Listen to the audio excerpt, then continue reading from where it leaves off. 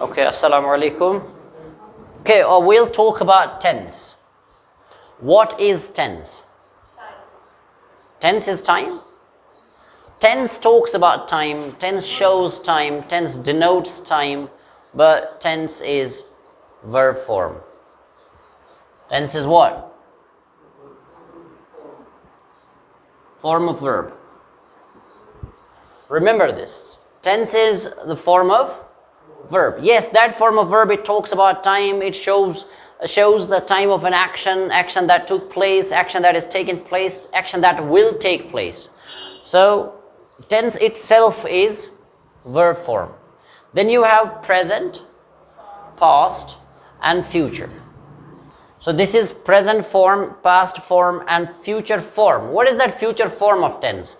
Basically, there are some grammarians, they say there is no future tense. Now we talk about future tense by using present forms. We use will plus first form of verb, and we use in future perfect we use will, that is present. Will itself क्या है? वो present form है. will उसका past है would. So हम इसको future tense बोलते हैं, लेकिन इसमें will इस्तेमाल करते हैं जो कि present form है. इसमें will play इस्तेमाल करते हैं जो कि present form है. Anyways, prescriptive grammar में क्या है? Present, past और future तीन tenses हैं. Tense क्या है? Verb form. अब हर एक tense के चार aspects हैं. You have four aspects. Simple or indefinite. Perfect. Progressive. Progressive का दूसरा नाम है continuous, या इसको durative tense भी बोलते हैं. Then you have perfect progressive. Clear हो रहा है?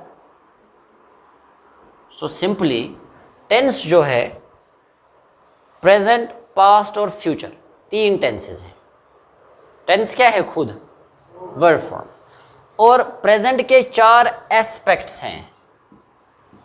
इनको क्या बोलते हैं? Aspects. ये चार aspects past के भी हैं, ये चार aspects future के भी हैं. So total 12 aspects हैं. Tenses कितने हैं? 3. ठीक है, सीक्वेंस में हम पढ़ेंगे. ये आप जल्दी लिखें, जल्दी. जिसको पता भी है वो भी लिखेगा. The first aspect is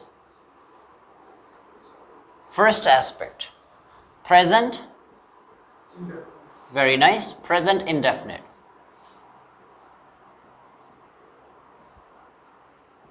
Present indefinite. इस present indefinite में हम इस्तेमाल करते हैं verb की base form, first form, present form. ठीक है, present form.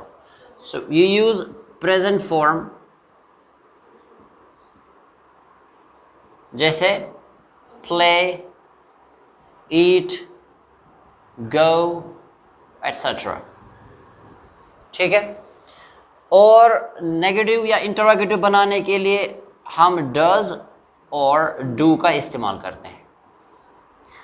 अब किसके लिए इस्तेमाल होता है ये प्रेजेंट इंडेफिनिट, ये एस्पेक्ट, ये पहली फॉर्म जो है, प्रेजेंट फॉर्म जो है, किन चीज़ों के लिए ये इस्तेमाल होती है? उसमें आती है कुछ चीज़ें. General truths, facts. General truths और फैक्ट्स, रूटीन या habits,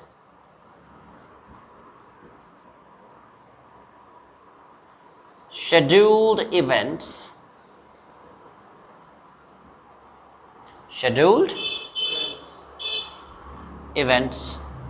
or permanent situations.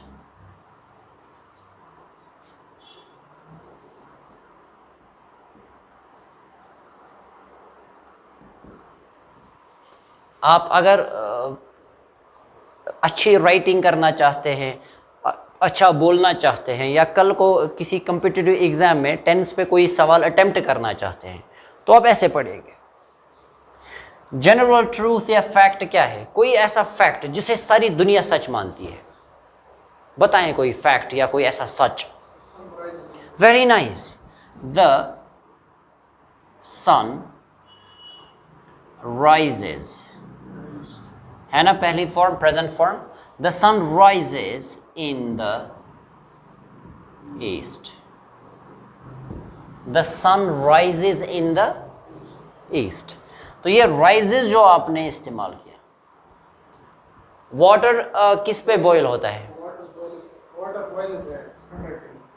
Water boils at 100 degree Celsius.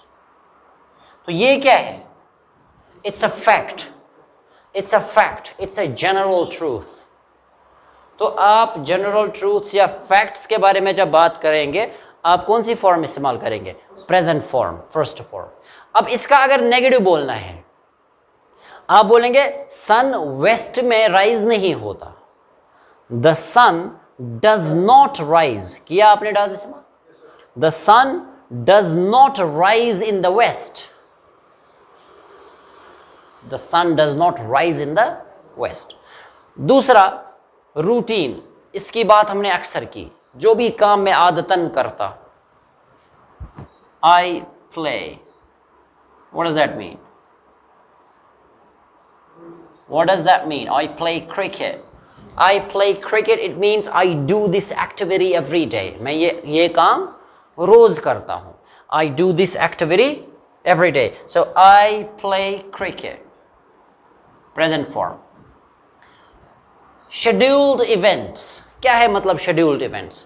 कोई ऐसे काम जो scheduled हों, जैसे ट्रेन का निकलना किसी स्टेशन से, ये हमें पहले पता होता है. फिर वो लेट हो जाए, किसी रोज़ ना निकले, वो अलग बात है. लेकिन ट्रेन का निकलना, किसी मैच का स्टार्ट होना, ये सारी चीज़ें क्या हैं? ये शेड्यूल्ड होती हैं. तो हम बोलते हैं the first train the departs at 7 a.m. Departs. The first train departs at 7 a.m. और कभी कभार ऐसा भी होता है न्यूज़ में, फॉर एग्जांपल इंडिया पाकिस्तान का मैच है, वो कल परसों कभी स्टार्ट होने वाला है, फिर न्यूज़ में बोलते हैं India take on Pakistan in the first one day international at Guwahati. India take on. और जैसे Pakistan play India at the world cup.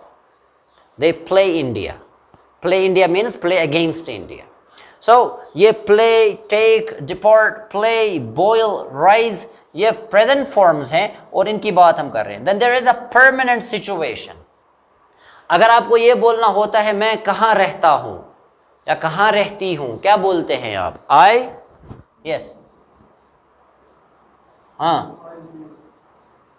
I live at Srinagar. क्या इस्तेमाल किया? लिव. हाँ,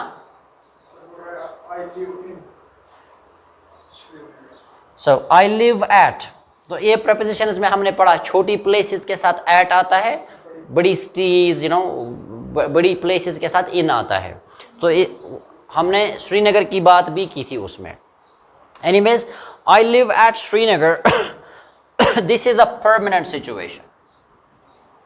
It is a permanent situation. Then these are some very important, very common things जिनके लिए हम present form इस्तेमाल करते हैं. General truth, fact. इसमें कुछ states भी आते हैं. State, general truth या facts में हम बोलेंगे present form ऐसे भी इस्तेमाल करेंगे. Milk is white. Milk is white. तो इज आपने सिटेटिव वर्ब इस्तेमाल किया, मिल्क इज वाइट. अच्छा, एक जनरल ट्रूथ ये है कि हनी जो है वो कैसा टेस्ट करता है? स्वीट. या शुगर, हम बोलेंगे sugar tests sweet. Tests, sugar tastes. It's a fact. Write this down please.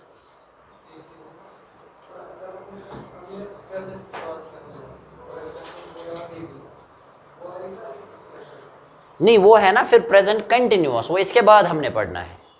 अभी ये प्रेजेंट इंडेफिनिट जो एस्पेक्ट है उसकी बात हम कर रहे हैं, जिसमें हम कौन सी फॉर्म इस्तेमाल कर रहे हैं, प्रेजेंट फॉर्म। पहली आईएनजी फॉर्म नहीं, जो आप बोल रहे हैं कि we are for example reading और वी आर लर्निंग, और है ना इसमें वी आर।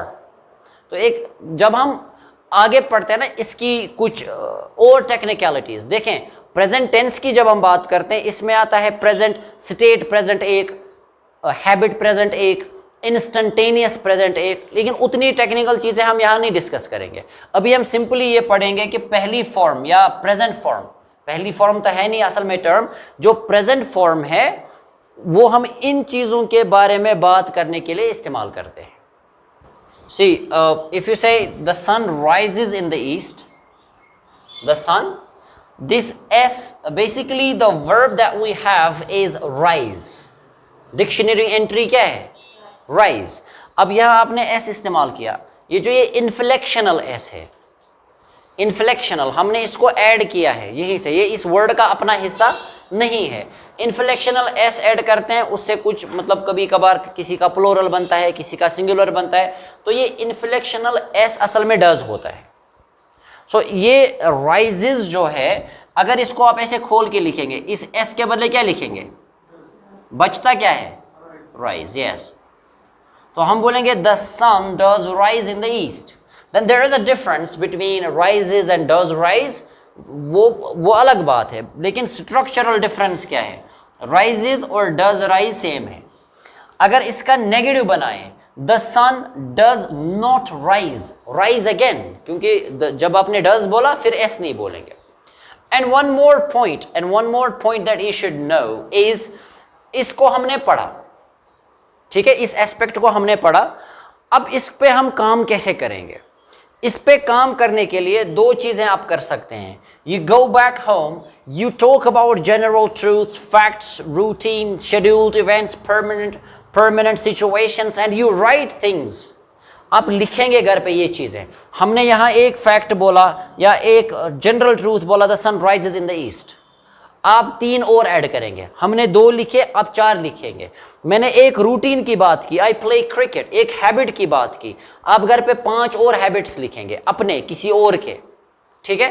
तो इससे आप राइट करेंगे, ये चीजें यूज होंगी, आपके जहन में ये बैठ जाएंगी। रिटेंशन बहुत इंपॉर्टेंट है, सिर्फ पढ़ना इंपॉर्टेंट नहीं है और याद रखना, बल्कि याद रखना ऐसे परमानेंटली वो आपके जहन में बैठ जाए, रिटेन हो जाए। Retention is important. Then you can do one thing. If you make conversation right now or you make conversation at home, ask people. Now, since you learned this today, अब आप ऐसे कर सकते हैं, जिसके साथ आप कॉन्वर्सेशन कर रहे हैं, आप उससे पूछेंगे, okay, tell me what do you do every day? What do you do? आप रोज क्या करते हैं? तो वो बोलेगा फिर, you know what, I play, I offer prayer, I meet my friends, I eat, I study, I sleep. तो वो इन चीज़ों की बात करेगा, या आपसे पूछा जाएगा what do you do every day? सो आप सवाल भी करते हैं इससे, what do you do every day? ठीक, आप कॉन्वर्सेशन को ऐसे आगे बढ़ाएंगे। Okay, suppose or you told me yesterday next week you're going to play a match and what time does the match start? आपने पहले बोला कि next week हमारा match, it means it's already scheduled. अब मुझे बताएं what time does the match start? He'll be like, the match starts at 5 o'clock. तो conversation जो हो रही है इसी टेंस में हो रही है। हम आगे और भी एस्पेक्ट्स पढ़ेंगे। हमारा जो कॉन्वर्सेशन का होराइजन है, इसका जो डोमेन है वो बड़ा होता जाएगा, सर्कल बड़ा होता जाएगा, हमारी कॉन्वर्सेशन में और इजाफा होता जाएगा, नए नए एस्पेक्ट्स हम सीखेंगे। लेकिन अभी के लिए ये हमारा एक एस्पेक्ट है जिस पे हम लिख सकते हैं, जिस पे हम कॉन्वर्सेशन कर सकते हैं, ठीक है।